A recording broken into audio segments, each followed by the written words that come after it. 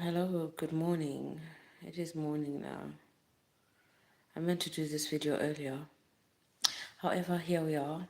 So this is the opportunity that I've got, I've found to actually share this video with you. Um, so today I wanted to talk about the article that I found in International's Women's Day News Metro. So we're going to talk about this. Glad that there's a personal mission by Sir Keir and Lady Victoria to tackle violence against women. So I'm just going to try and pick up some paragraphs. It's all very important because it's important to safeguard us, and it's very personal for me too. So that's the first topic. Sir Keir's personal mission to tackle violence against women. Okay, we'll go through that in a bit. And then the other topic is stopping deepfake abuse is on par with how we deal with terrorism content. Now that really struck a nerve for me. I'll talk about that in a minute because my personal experience is knowing that there is some level of people recording through my property, and I now know that it's a thing, it's actually happening.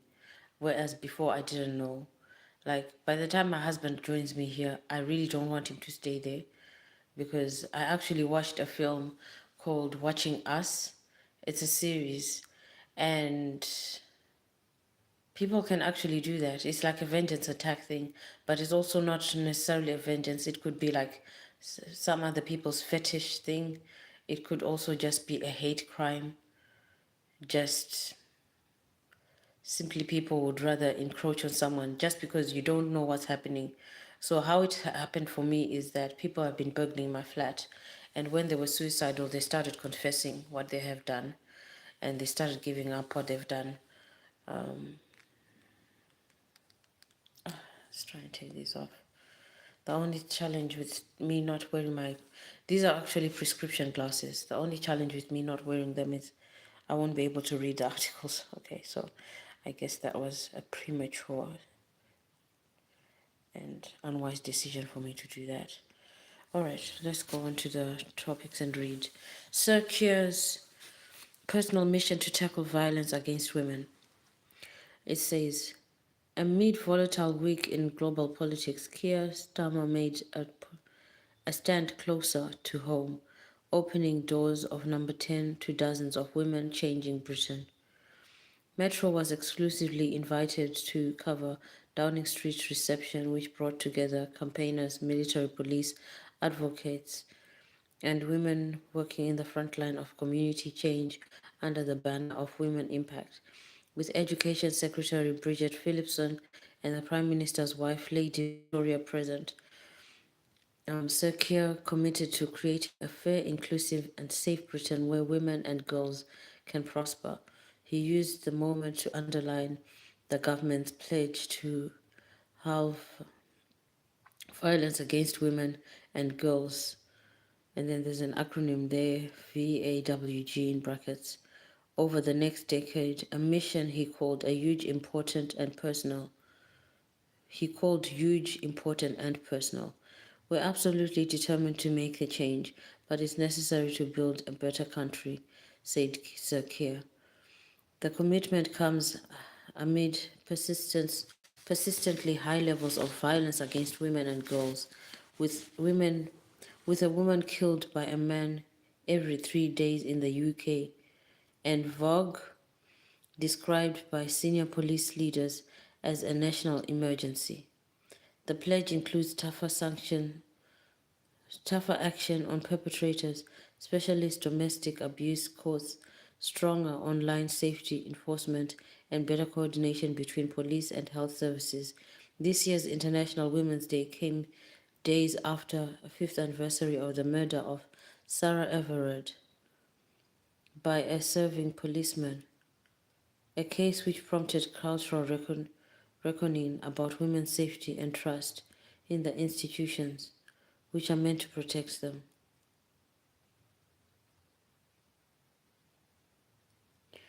Sir Keir also noted that for the first time and in British history, the 800-year-old office of Chancellor is held by a woman.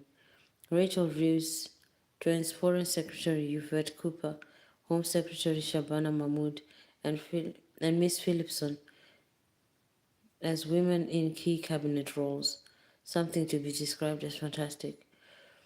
Now, let's just go back to the murder of Sarah Everard by a serving policeman, a case which prompted a cultural reckoning about women's safety and trust in the institutions which are meant to protect them.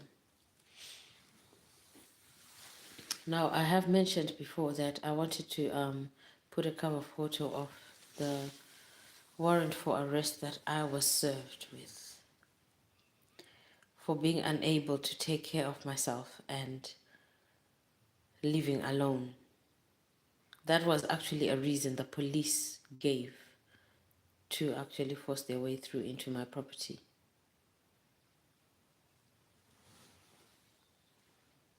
There is something a bit darker behind that warrant for arrest, unfortunately.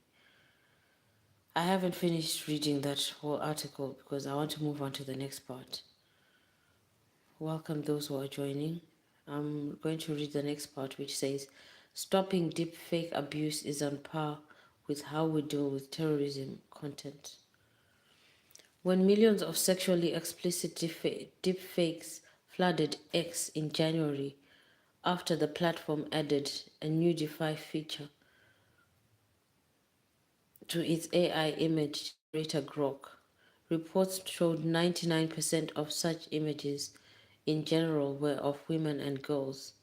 A standoff between the UK government and the tech giant led to the function being removed after 11 days.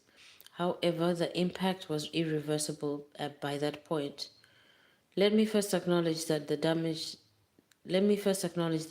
this does, said Keir. It affects so many people, predominantly women and girls. What Grog did was absolutely disgusting.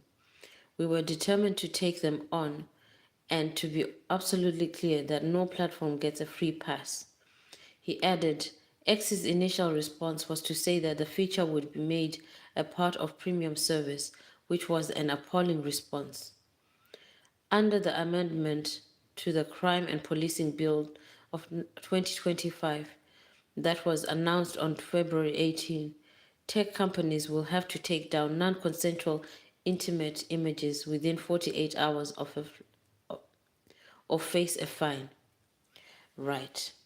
For me, I want to just absolutely declare that if you see any images of me, nudity or intimate, and I have not personally posted them on my social, do you know what, regardless, because I wouldn't post nudity and intimacy on my social media.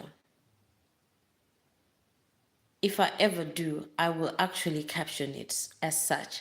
But otherwise, if you see anything of the like, it's not been posted by me.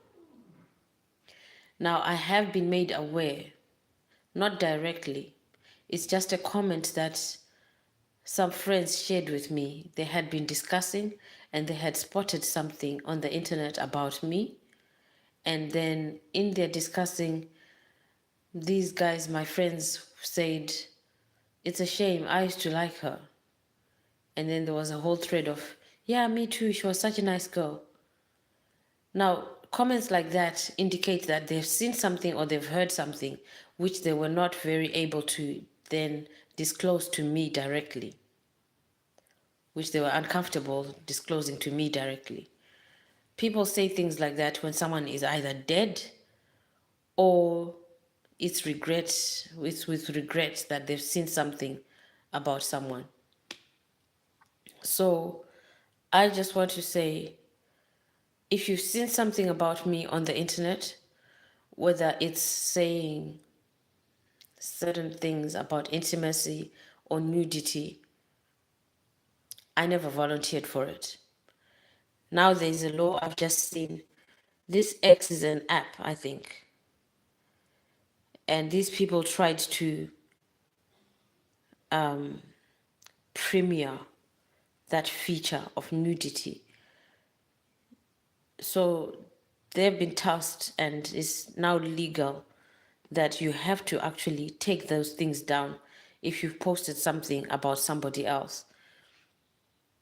And I would like to say, if anybody knows me out there and you've seen me out there on some sort of platforms being posted doing something, because I've had relationships in my flat, okay? And those were private moments. I never volunteered to be filmed. I never volunteered to be photographed. I'm not a model, and I was not doing it for anyone or anything if any of that has come up in on air. And the people who are doing it apparently live right next door to me.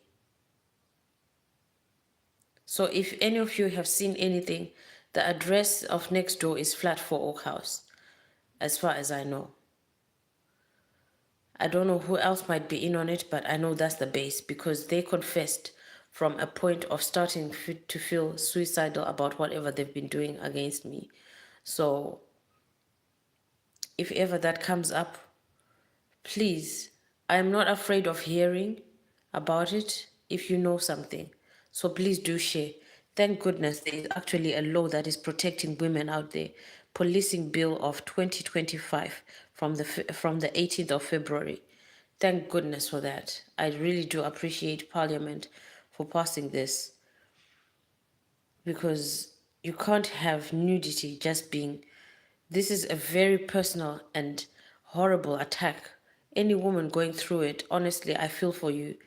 It's very personal and should be dealt with as such. So I would appreciate it if you ever heard anything about me or saw anything about me out there in terms of nudity and that. I've said it again and again. I would appreciate it being flagged up. I'm not afraid to speak to the police about it. I would rather be protected within the system than to be persecuted. Because some people, I've heard people say things like, did you volunteer? Or are you AI?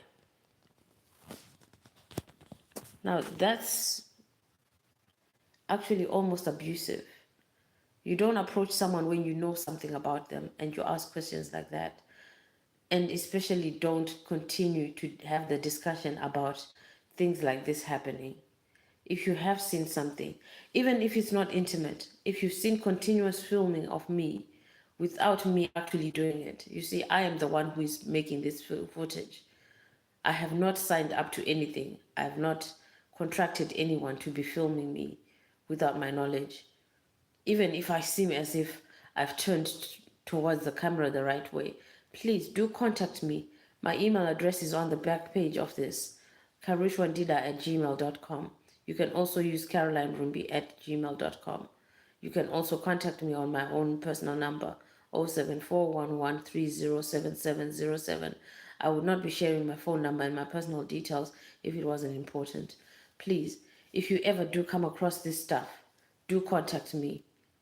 Let me know and help me deal with this, because enough is enough, honestly.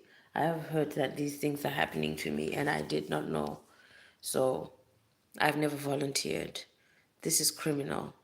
And thank goodness for the law. Okay, this has been your 15 minutes. I just wanted to share those articles. If anyone else is going through it, you now know there's a law to actually help us with things like this.